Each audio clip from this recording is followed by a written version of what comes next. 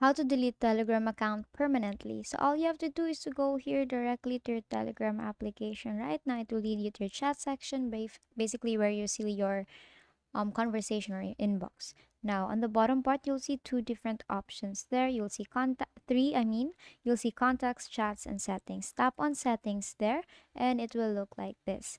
Now, what I want you to do next is you will see a lot of sections here. I want you to focus on the second section here where you can see notifications and sounds, and then privacy and security. Tap on privacy and security here and scroll all the way down up until you see the automatically delete my account. So as you can see, if away for 6 months or something.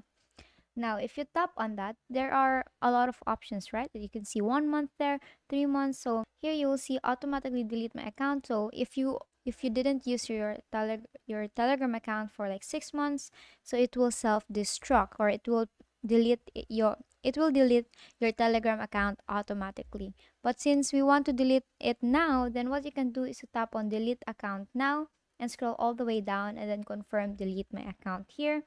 And basically, that is how you delete Telegram account permanently. That is all for today. If this video helped you, please give us some thumbs up and subscribe to our YouTube channel for more tutorials. Thank you for watching.